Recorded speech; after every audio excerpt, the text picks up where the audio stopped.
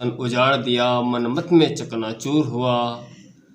कोई काया अहम में चूर हुआ तो कोई माया अहम में चूर हुआ। ये अहम की कैसी हवा चली, इंसान जो इतना मजबूर हुआ। कि साथियों की नफ़रत की काली रातों में इंसान प्यार को भूल गया। कि साथियों आजकल जो हवाएं चली हैं इस देश में, वो हवाएं चली हैं नफ़रत की, यानी जातियों के नाम पर नफ़रत, धर्म के नाम पर नफ़रत, बराबरी के नाम पर नफ़रत, काले गोरे के नाम पर नफ़रत, यानी धन दौलत के नाम पर नफ़रत, और उसके साथ साथ यानी तकड़ा शरीर होने पर भी नफ़रत, और साथियों जबकि अपना गोरा रंग होने पर भी नफ़रत।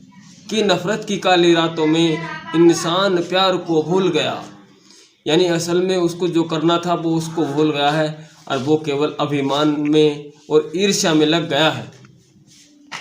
कि नफ़रत की काली रातों में इंसान प्यार को भूल गया और प्यार का गुलशन उजाड़ दिया, मनमत में चकनाचूर हुआ।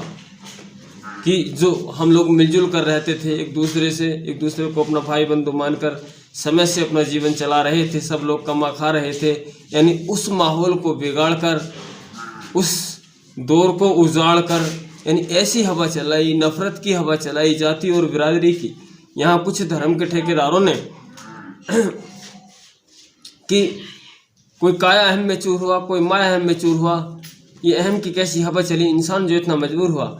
कि साथियों आखिर उसको ऐसी क्या मजबूरी बन गई जो उसको अभिमान करना पड़ रहा है, जाति का, बिरादरी का, काले गोरे का, अमीर गरीब का, जाति धर्म का। कि साथियों एक बार बसपा का शासन हुआ करता था उत्तर प्रदेश में, तो साथियों सभी यानी सर्व समाज के लोग आपस में मिलजुल कर रहा करते थे और बड़े आराम से कमा खा रहे थे, युवाओं को रोज़गार मिल रहा था। साथियों यानी यूपी का इंसान फल फूल रहा था। जब यूपी का इंसान फल फूल रहा था तो साथियों उसी समय जो बहुजन समाज के दुश्मन हैं, जो चाहते हैं कि इस देश का गरीब, शोषित, पीड़ित, वंचित तबका यानी आगे न बढ़ जाए, वो तरक्की न कर ले, तो उन्होंने साथियों नफ़रत की हवा फैला दी जाति और बिरादरी के नाम पर। यहाँ लोगों को एक दूसरे से तोड़ना शुरू कर दिया, जबकि धर्म तो कहता है जोड़ने को, कि धर्म जोड़ता है तोड़ता नहीं। यानी जो धर्म के ठेकेदार थे उन्होंने अपने राजनीतिक फ़ायदे के लिए इस देश में यानी उत्तर प्रदेश में खासकर जाति और बिरादरी की हवा खोलनी शुरू कर दी और लोगों को झूठा भ्रम में डाल दिया कि मायावती की सरकार वो सरकार है जिसमें लोगों पर SC एक्ट लग जाती है।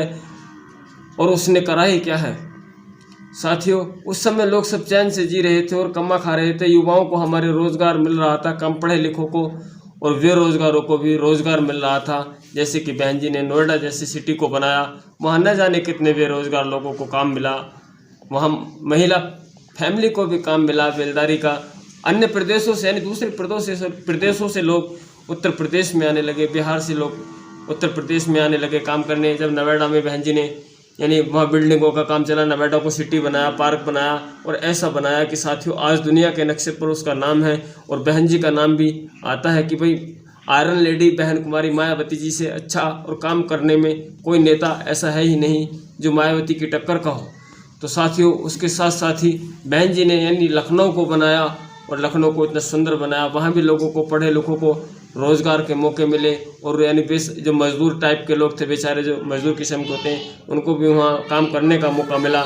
यानी साथियों किसानों को उनकी फसल का उचित दाम दिया गया। कभी भी युवाओं को यानी पढ़ने लिखने वाले जो हमारे युवा होते हैं, शिक्षा यानी उन्होंने भी अपनी नौकरी के लिए कोई प्रोटेस्ट नहीं करना पड़ा। यानी समय ठीक ठाक चल रहा था। जब समय ठीक ठाक कट रहा था तो यहाँ यानी जब मैं बता रहा था कि जाति और धर्मों की नफ़रत फैला दी, यानी टीवी पर बैठकर मीडिया करने लगा। यानी एक तरफ तो वो कहता, लोगों को बहकाता कि बोले मायावती की सरकार में SC एक्ट लगती है, और दूसरी तरफ कहता कि साथियों मायावती की कहीं हवा ही नहीं है, मायावती की कहीं वोट ही नहीं है। और उसने झूठा प्रचार बीजेपी का करके साथियों उसने यानी जनता को ये दिखाया कि बीजेपी सत्ता में आ रही है। और हमारे लोग जब टीवी पर देखते तो थोड़ा बहकने शुरू हो गए। उन्होंने सोचा उन्होंने इस कदर दिखाया कि सपा और बीजेपी की टक्कर दिखाई। जब सपा और बीजेपी की टक्कर दिखाई तो यानी सपा जो है वो हमारे लोगों के लिए खतरनाक है। उसमें हमारे लोगों की चोरी डकैती दिन दहाड़े होती हैं साथियों, हमारी बहन बेटियों का अपहरण होता है, बलात्कार होता है और हमारे दिन में ही लूट हो जाती है साथियों। तो फिर हमारे जो समाज के लोग थे यानी बसपा से, उन्होंने सोचा बसपा को कहीं नहीं दिखा रहे हैं तो अब हम लोग बीजेपी में जाएं। तो साथियों ऐसे ही करके बीजेपी की सरकार बन गई, और जब बीजेपी की सरकार बन गई तो साथियों आज फिर हमारे लोगों का शोषण होता है। और जब हमारे लोगों का शोषण होता है यानी हमारे जो देश का गरीब, शोषित, पीड़ित, वंचित तबका है, आज ये महंगाई से टूट रहा है, आज फिर मीडिया वाले यानी सपा को दिखा रहे हैं, रेशमी बहन जी को नहीं दिखाते। साथियों ऐसी गलती ना करें ताकि हम लोग अपना वोट बीजेपी या सपा को करें, यानी हमें अपना वोट केवल हाथी को करना चाहिए जो सर्वजन की पार्टी है। साथियों बहन जी ने सबके साथ न्याय का काम किया है, और बहन जी को तो जो असल में इंसान है, जो ज्ञानी पुरुष हैं, जो चाहते हैं इस देश में दंगे ना हो, इस देश में लोग न मारे जाएं, लोगों के काम धंधे न छूटें, तो साथियों वो लोग तो चाहते हैं बहन जी की सत्ता आए। आपने देखा होगा हर एक समाज का व्यक्ति कहता है कि बहन जी से अच्छा शासन किसी ने नहीं चलाया। तो साथियों हमें लोगों के बहकावे में नहीं आना है, हमें अपना कीमती वोट, यानी पहले चरण की 8 सीटों पर तो चुनाव हो चुका है, और साथियों ये जो अब जो दूसरा चरण है इसमें हमें लोगों की या मीडिया की बातों में बिल्कुल नहीं आना है, हमें सपा की तरफ तो कभी भी नहीं जाना है, क्योंकि साथियों सपा में उत्तर प्रदेश में हम लोगों का यानी SC ST OBC का बहुत बुरा हाल रहा है। साथियों उनको विकट सताया गया है, उनके दिन में पशु चोरी हुए हैं, उनकी बहन बेटियों पर हमले हुए हैं, उनके आदमियों पर हमले हुए हैं। तो साथियों ऐसी गलती ना करें, लोगों की बहकावे में ना आए और अपना कीमती वोट केवल बसपा को ही करें। तो साथियों जय भीम। और साथियों आपको हमारी सलाह कैसी लगी है? अगर आपको हमारी सलाह सही लगी है तो हमारे वीडियो को लाइक करें और कमेंट जरूर करें। साथियों अगर आप हमारे चैनल पर नए हैं तो साथियों प्लीज़ हमारे चैनल को सब्सक्राइब करें और बेल को प्रेस करें ताकि हम आपको इस तरह की बसपा से जुड़ी जानकारी दे सकें। और चलते हैं, जय भीम, जय भारत।